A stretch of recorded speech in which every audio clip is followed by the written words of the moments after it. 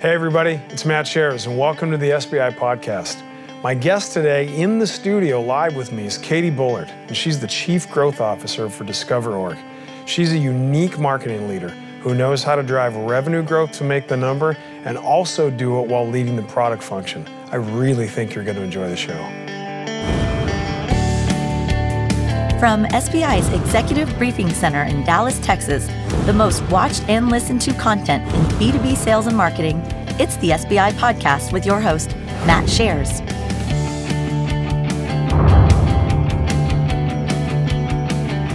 Welcome to the SBI podcast, a weekly show dedicated to helping you make your number. Today, we're going to demonstrate account-based marketing, how to replace leads with opportunities for the sales team. So why this topic other than the obvious definition? Demand generation and lead management does not work for companies with business models dependent on a small number of accounts, but who spend a lot. So waiting for dream accounts to come to you is going to result in you missing your revenue targets. So if you live and die by the big deal, growing revenues faster than your industry and competitors requires a shift to account-based marketing. My name is Matt Shares. I'm the CEO of SBI. I'm also your host today. Joining me in the studio, as always, is my wonderful co-host, Melissa Valdez. And Melissa's here to point you to resources to advance you along the way to making your number. Hi, Matt. Thank you for having me. And welcome to our viewers and listeners. And I'm very excited about today's show because joining us in person in the studio is Katie Bullard, and Katie is the Chief Growth Officer for DiscoverOrg. Katie's in a really unique role. I'm going to ask her to describe that. So Katie, welcome to the show. Thank you. Thrilled to have you here. And so can you please introduce yourself, your role, because of how I think unique it is for many of our listeners, and then talk a little bit about what DiscoverOrg does. Sure. So as you mentioned, I'm the Chief Growth Officer for DiscoverOrg, and what that means, I think in any company that has a Chief Growth Officer is a little bit different. Yeah. But for us, what it means is I manage our marketing, our product management, and our partnership programs. And the way that we like to think of that is essentially it's the groundswell for growth for the business, whether that's new products, whether that's the way that we tell our story to the market. But ultimately, our job is to make it really easy for sales and customer success to hit their number. So, and then Katie, talk a little bit about, so love that definition, talk a little bit about what DiscoverOrg does. Yeah, so DiscoverOrg is the leading sales and marketing intelligence solution. As it relates to account-based marketing and to your audience, sales and marketers, essentially what we do is we make it really easy for sales and marketing teams to identify their top target accounts, to understand which ones are most likely to buy from them at any given point in time based on all kinds of different intent signals and data, and then find the right people at those target accounts who are going to be most likely to buy and or influence a decision. And then we give our customers all of the data that they need to go and directly engage with those contacts at the target accounts. Fantastic. Great description. And for clarification for those listening saying, wow, so if Katie's Chief Growth Officer and she's got product management, she's got marketing and partnerships and owns the groundswell, is it safe to assume your peer would be a Chief Revenue Officer? Chief Revenue Officer. Yeah. Sales, customer success. Exactly. And then you guys are interlocked joined together. At the hip. Kissing cousins, as we like to say. Fantastic. So it's great to have Katie here in person in the studio. A fun fact that you might not know about Katie, but you're going to in about 3 seconds. She may be the only Chief Growth Officer who is in that role who has a degree in urban planning. Yeah, urban planning. I wanted to be a zoner so badly. Doesn't every 16-year-old want to get into zoning law? Yeah. I was trying to get into zoning school and I'm like, damn it, I'm not. Triangle, rectangle, I can't make the shapes work. They're like, go be an athlete. So, but it's great to have you here. Thanks very much. So, Melissa, I think the audience is going to want to follow along because Katie and I are going to have a pretty interactive session. Can you share with them how they might do that? Yes, you want to grab your 2018 How to Make Your Number workbook, and you will turn to the marketing strategy section, phase 12, account-based marketing, and that's on page 296. All right. So we're going to jump into the questions, and I'm going to start with a little bit of definitions and a minor minor amount of academia. So Katie and I can sort of ground the audience in this whole concept of ABM and whether or not it's a fit for your business. So Katie, we'll have a little bit of fun, almost think about it like a checklist, and then we'll unpack it a little bit about how you guys work through it. Great. So question number one is, would you describe your sales cycle as long, complex, having many stakeholders, departments, and decision makers? I'll answer it two ways. Okay. Most companies I've worked for, the answer is yes. Yep. At DiscoverOrg, we have a hybrid model. So some of our customers are really complex, big. Some of them are more transactional. Okay. And we'll talk about this in a little bit, but the way that we've employed ABM sort of recognizes that. Ah, fantastic. Okay, so that's question number one. Question number two, does your sales team sell to a list of targeted accounts? They do. Okay. Question number three, is it critical for your sales team to go wide and deep in their accounts, building many relationships? Yes. Okay. Question number four, will you make or miss your revenue goal based on a few big deals throughout the year? I would say it's a lot easier for us to hit our revenue target with a few big deals. Yep. So as for those of you that are listening, as Katie and I are demonstrating, as you say, is ABM for me or is it not for me? Obviously, I've got Katie on the proverbial hot seat, but we're going to talk a little bit about how she and her team deploy ABM and how their solution helps people get really, really smart about this. So the last one, Katie, that we would say to somebody would be, do you deploy a land and expand sales strategy? Absolutely. Yeah. So if you're listening, that quick 5-point punch list, now Katie and I are going to unpack a couple of those questions, is a way for you to orient around that. So Katie, relative to those that are listening, and I'll pick off a couple of these, when you think about the sales team selling to a list of targeted accounts, and you talked about a hybrid model, maybe that would be a good one for us to unpack. How should people think about this concept of targeted accounts, ABM, and what does that motion look like? Yeah. So let me give you my two experiences. So I spent the last 6 years before coming to DiscoverOrg working for really large enterprise software companies that sold to a very finite list of companies. They sold, $500,000 deals, 6 to 12 month sales cycles. As a marketer, even though I didn't really fully understand ABM, I knew that it was harder for me just to go generate a bunch of inbound leads. It was a lot harder to do that than it was to really help the sales team get into those 500 accounts that we knew were our target accounts. At DiscoverOrg, we're slightly different in that we have about 100,000 prospects out there, but we also have about 1,000 of them that we know are the top fits for us. And so we employ a hybrid strategy where 60% of our revenue does come from inbound lead gen. We're really smart about it. But the other 40% comes from a really targeted ABM strategy. And so I think the way that I think about it is not, do you 100% employ ABM or 100% inbound, or do you, it's how much of your resources do you allocate to one of those efforts versus the other. And depending on the way that you answered those questions that you just asked, is going to define how many resources go towards ABM. Okay, so audience, as you're listening to Katie's incredibly skillful answer, because she obviously has incredible command of the topic, a couple things you should take from that. Number one, you can't get 1,000 of the 100,000 without doing fantastic account segmentation. Answering things like potential to spend, propensity to buy, cost to acquire, lifetime value, cost to serve, the holy grail of account segmentation. So that's table stakes. So if you're not doing that, like you're literally not allowed in the same room with Katie. She's gonna shoo you out, kid table, over there, paper napkin. So I'm just letting you know. Either that'll give you a city planning book to go read. That's right. Zoning with rectangles and all kinds of shapes. So that's number one. You talk about the allocation of the spend. So if I have $1 to spend, and let's not use DiscoverOrg, let's sort of think about the audience as you described your example.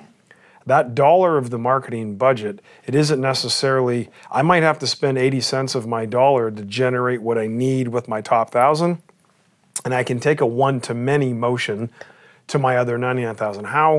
How do you guys think about that, and how would you instruct the audience to think through that? Because, you've seen it in big software, and obviously you see it at DiscoverOrg. Yeah, that's exactly, I think the way that you described is exactly the way that I would think about it. Is, first you have to understand what's your ROI on the dollars that you're spending from a sales and marketing perspective. And every channel has a slightly different ROI. I'm okay getting a slightly lower ROI on my ABM efforts because I know, to your point, that those are going to make me hit my number or not. And so for the 80 cents on the dollar that I spend on ABM, maybe I'm getting a 5x ROI, but for the 20 cents on the dollar that I'm spending on inbound, I want to see a 20x ROI. And that's the way we sort of think about it.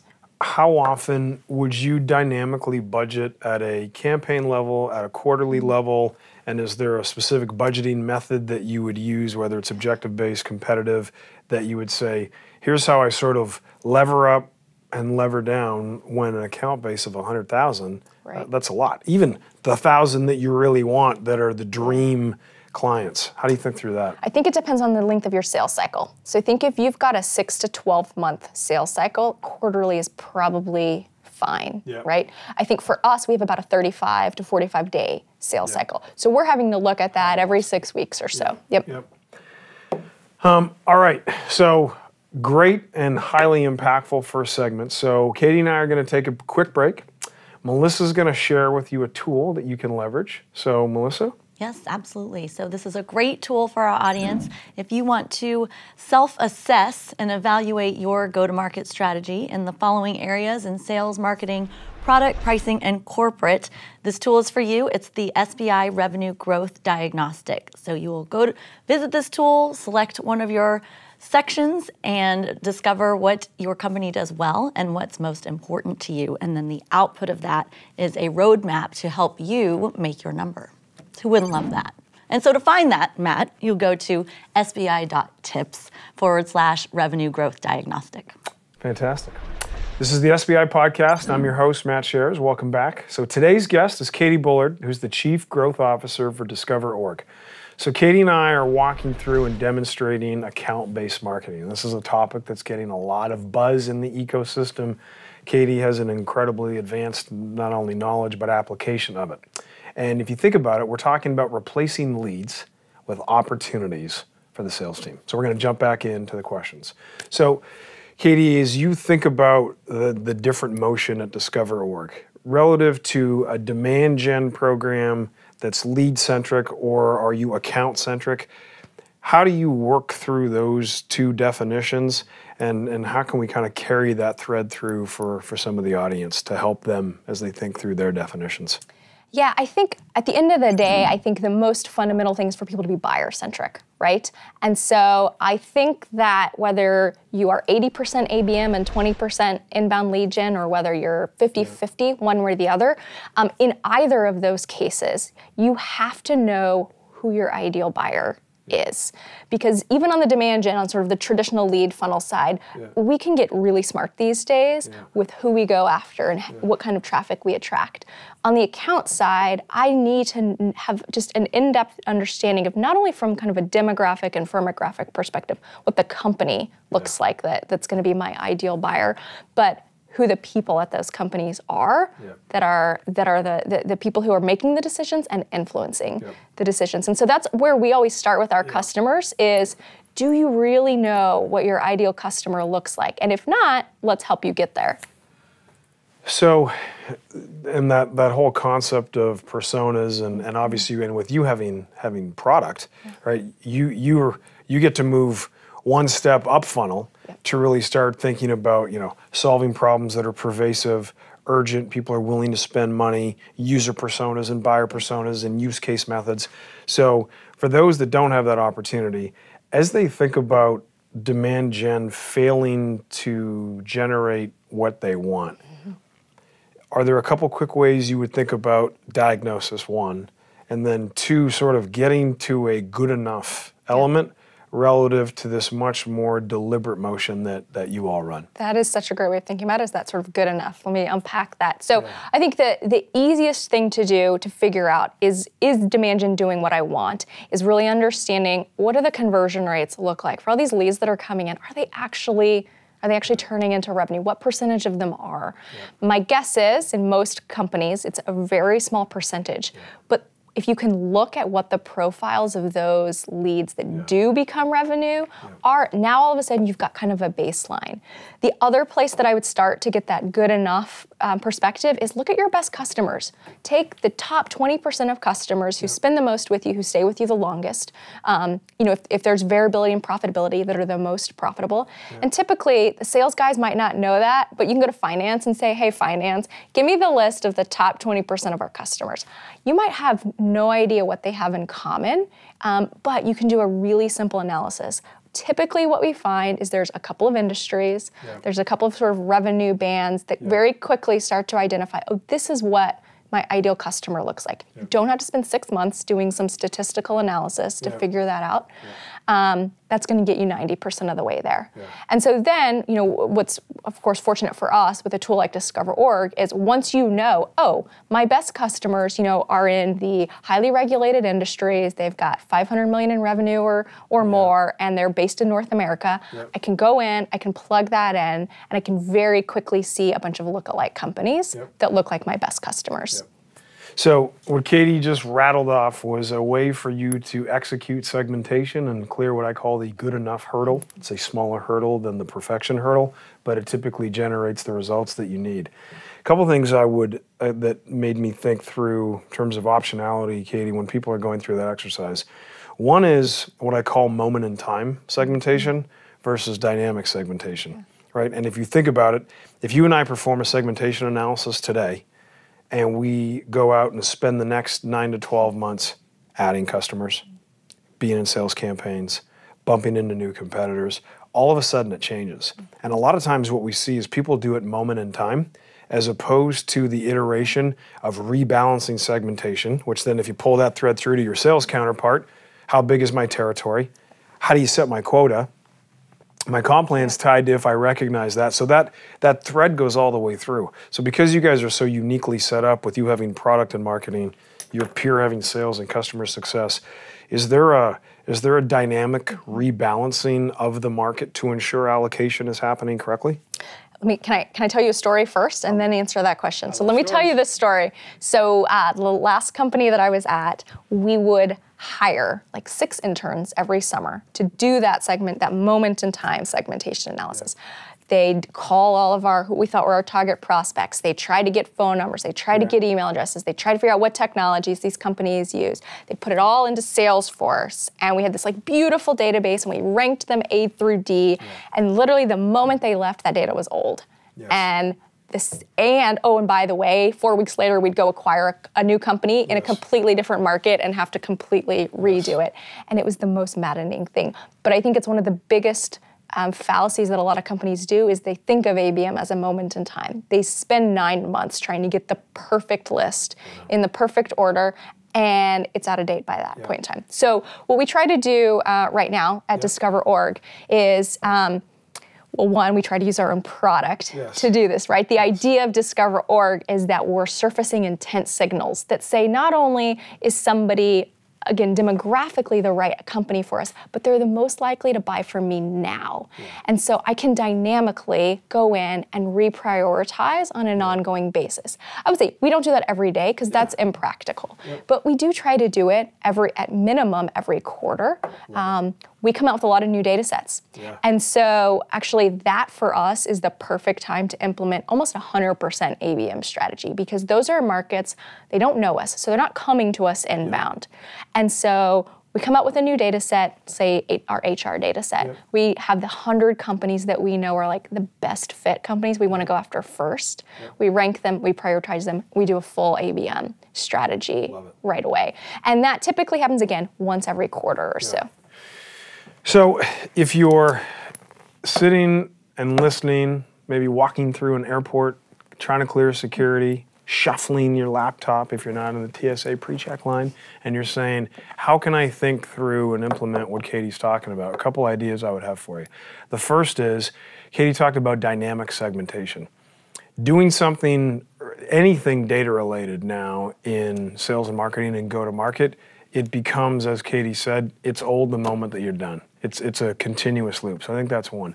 Two is the interlock between Katie's function in product and marketing and sales and customer success, that they're all sipping from the same data cup so that you all can normalize and say, this is what the market's given us, here's how we draw the frontier, these are our lookalikes, as you would say, and we're going after them in a very bespoke fashion so you can actually measure ROI. So a couple takeaways for our audience. Katie, the one thing I would say before we go to a break, this working relationship that you all have between marketing and sales, and with you having product, it's obviously very, very good.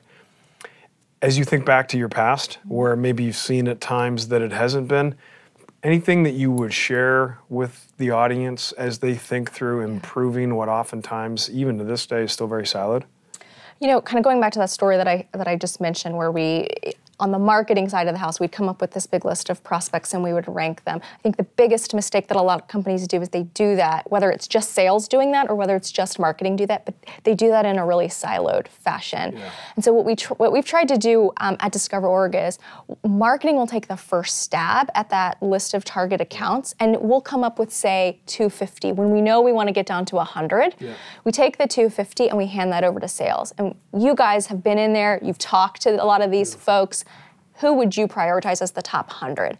And we experiment. So we take that 100, we do our ABM plays against those 100, and then we'll do it for the next 100. But that's the way that's worked for us, is come up with that list together. So I like to call that the Jerry Maguire. Help me help you, Jerry. So that was well done. So we're going to take another break. Katie and I are going to regroup. And while we do that, I think Melissa has some more messaging and an exciting offer for you. Yes, well, speaking of Jerry Maguire and help me help you, another way that you can implement and think through account-based marketing is to enlist the help of the SBI team. We have a team of experts here who would be thrilled to engage in an interactive workshop with you and your executive team. If you want to get a feel for what's covered in these workshops, please go to sbi.tips/2018 workbook. So this is our last segment with Katie and I demonstrating account-based marketing, and the first two components were fantastic. And remember, the charter here is replacing leads with opportunities for the sales team. So we're going to jump back into the questions. So Katie, I've got my list of prioritized accounts, so in this sort of ideal state. One of the frustrations, and I had some folks from our advisory board in here a couple weeks ago, and all chief revenue officers. And one of the biggest issues they had was data architecture, data management, data hygiene, cleanliness, and the closed loop around that to make intelligent decisions. And these folks all run, thousands of salespeople, and that was one of the top frustrations. You obviously have probably a significant advantage over others, but talk a little bit about actual contact hygiene and how you manage through that. First of all, I love the fact that you had a bunch of CROs who were talking about data. Yes. Because it's one of those things that is not the sexiest thing to talk about, but it's so, to your point, it's so important. Oh, yeah. It's literally the fundamental piece of good sales and marketing. They got after it. Good. I mean, because it was, how do I make decisions? Do I need 100 direct reps in the new product, or do I need 60? Well, the only way I can answer that is by understanding propensity and potential, how many accounts, and you pull that thread through, and it was this big frustration on static data versus dynamic data, dynamic load balancing. So we're on the same page there. And I think one of the reasons that that's so frustrating, and I'll say it's frustrating for any company, whether you've got the data solution or not, that is a frustrating thing. And one of the biggest reasons that it's so frustrating is, as sales and marketing professionals, there are so many technologies out there, and they all do one or two or three things really well. And so what you have to do is you have to figure out the right sort of data architecture where everything is integrated in an optimal way, because not one solution is going to do all of that for you. Right. So the way that, for DiscoverOrg, we are a data company, and fundamentally what we're delivering is highly accurate, verified contact and company data. Well, that's only as good as the integrations that we have. Yep. And so from a product perspective, what we've really focused on is how do we make it easy for our sales teams to keep their CRM systems clean, to keep their sales development tools really clean with the integration with DiscoverOrg. So for us, we do things like you can do nightly cleansing and appending. So anytime we update a record in our system and it's different than a record in your system, we can choose to override it. if you have a blank, let's say you don't have the direct dial and we do, we can fill that in for you. And the idea is we do it behind the scenes so that somebody's not having to go in there and manually do it. Because as we know, sales guys aren't going to manually do that. I have yet to meet one in my 2+ decades of being in this profession, both leading sales and now leading SBI. Nor should they, quite frankly. That is not, that's not where they should spend their time. Yeah, no, those two dogs do not hunt together, so no chance. So how do you think about, you've got this data management system around cleansing to ensure things are clean. And then I can monitor and reprioritize my accounts. But how do I think about the content and the messaging that goes with the reprioritization? Because I write a piece of content today, we reprioritize some data, I change some messaging, I've spent all of this money with an agency, or maybe I do it internally. So how do you bob and weave with that challenge? That is a great question. And I think that's where ABM to some extent actually makes it easier, because in the past you're trying to do that with 10,000 companies at a time. When you've got 100, 200, 500 accounts, the idea is there's some piece of that that's automated, but actually you're personalizing just about every single touch point. Now you can there are tools to do that at scale and to make it easier, but the way that we train our team to think about it is we're gonna deliver new signals to you every day, right? So I love that term. Company, company one on your list just hired a new CRO, right? So now, and you don't have to go dig for that, we'll deliver it to you, but now you have a way of personalizing the message. Or company 3 on your list has indicated that they are interested in, digital advertising initiatives, and we have intent signals for that. And so now I can go customize that.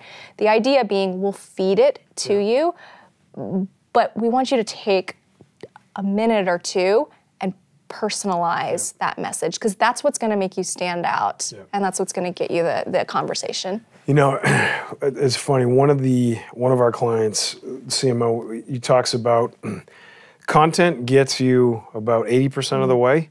The last mile, if you will, is contextualizing, which is exactly so. For those of you that are listening, as you think about contextual content, it's our belief at SBI, and we were early believers in content marketing, that everybody is in the content business, and the skill of writing, the actual skill of writing, despite my children being horrified by that you can't just text it or snap it or Instagram it.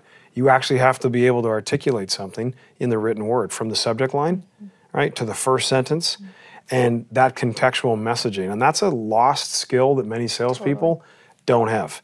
Because when I started selling, that wasn't really anything you needed. You just needed to knock on a lot of doors. So I think we got drunk on automation too. Oh yeah. Totally. Drunk. Like Janis Joplin 70s overdose on automation and technology, no doubt. So Katie, I guess my last question in this segment, and this has been you've been a fantastic guest, is how do you think about when you alert the signals and we think about these rich contextual insights? Is there a process or a framework that the team follows to ensure that it's either on point from a persona standpoint, or it's on point from a market problem, or what's the architecture around the messaging that's insightful? Yeah. So for us, what we've done is we've set up a profile, right? So there are certain intent signals that are most important for us. It's going to be different than what's most important for you. And so we've actually set up a model that behind the scenes will rank those intent signals and or the changes in the firmographic profile or the technology profile of the company. And so based on what signals we're uncovering, if they rank highly in our model, then it's going to surface that. But if it's not going to. So we're not sort of inundated because there's so many signals out there. I only want to look at the ones that matter for me. And so that's what we've done both for ourselves and it's what we've tried to do for our customers as well, is make it easy to say, you know what, I only care about the lead generation and the sales intelligence signals and cover that for me. So if I'm in sales and you're in marketing, as the receiver of the signals, it's almost like you're sending me green ones and yellow ones and kind of light yellow ones. And when the green ones are coming, I'm like, ooh, Exactly. Big signal, big trigger event in one of my target customers. There's been a change in leadership. And we know that's one of the 5 signals that puts somebody in the market for a DiscoverOrg solution. Boom, prioritize, and off I go, and I'm going to put a lot of wood behind that arrow. Exactly. So, as your listening audience, what you should be thinking about in your interlock, if you're in sales or in marketing, is when signals or triggers happen, and there's activity in your target prospects or customers, A, are you aware of it? If you're aware of it, are you reacting to it? If you're reacting to it, are you doing it in a fashion that's bespoke, that allows that receiver of your message to say, wow, this was made for me. This was not a one-to-many message. And that's what Katie's been talking about with ABM, is the personalization. So that's my last question, is taking it through the last mile and getting this content in front of buyers and influencers. How do you guys ensure that happens? So we have great SDRs, and we have great account execs, and we train them incredibly well. So I would say that one thing to just think about is, when you hire a sales rep or when you hire an SDR team, don't expect that this is just going to be natural to them, because it's, to your point, a lot of this art has been lost. So we train them really well, and we give them a finite list of accounts. So I think we've actually swung a couple of different directions on this, and I think we've come to a happy medium where we recognize that you want to do ABM at scale, but you have to be able to personalize. And if you're one account exec, you can't do that with 1,000 accounts.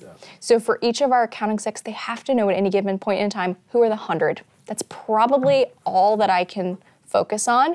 The important thing is knowing which 100 are most likely to buy now. And so we try to obviously feed that to them. But I think that's the biggest thing, is saying we're not going to bite off more than we can chew, because we want to put the effort and the resources into the bespoke, customized personalization. And then we have a great sales enablement tool and content tool that surfaces the right content based on the profile of the company, the profile of the opportunity. Wow. So, Katie, I got to tell you, in terms of a demonstration of ABM and just how you do it, and what I would say the level of intensity, like you can hear it in your voice, you're obviously passionate about it and you're highly skilled at it. So for our audience, and on behalf of our audience, thank you so much. Thank you. Great to see you, and I'm glad you were able to come in person. Got to have some fun.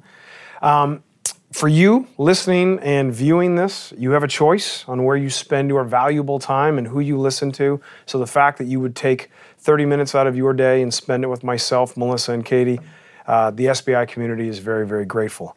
And Melissa has one more thing for you before we go. Yes, Matt. Well, we were talking about signals, right? So you can choose your own signals and personalize your SBI content experience. If you go to salesbenchmarkindex.com/register, you can actually select the topics of interest to you and when you want to receive content. Fantastic. Well, and thank you, Katie, for being here. That's it for today, everybody. As always, until next time, I wish you good luck as you try and make your number. This has been the SBI Podcast. For more information on the studio, SBI's Executive Briefing Center, our team, or to schedule a workshop, please visit salesbenchmarkindex.com.